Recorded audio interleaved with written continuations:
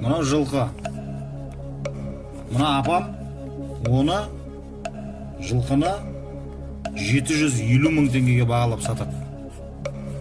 750 мың теңге. Оны мына үш жігіт келеді да 250 мыңнан 250 үшеу қосылып сатып алады. 750 мың теңге шығар ортадан.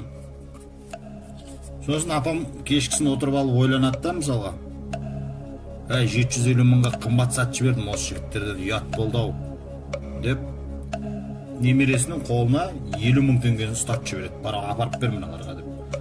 Бұл мынау немересі келе жатады да мына үш жігітке 50 мың теңгені ортасынан қақ бөліп қалай беретінін ойланып таба алмайды да.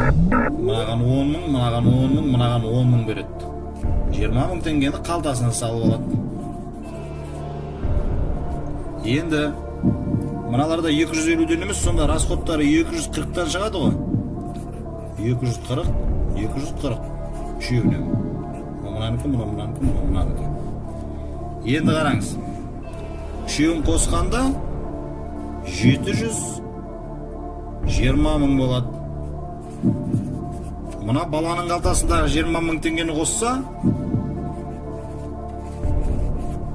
740 мың теңге болады.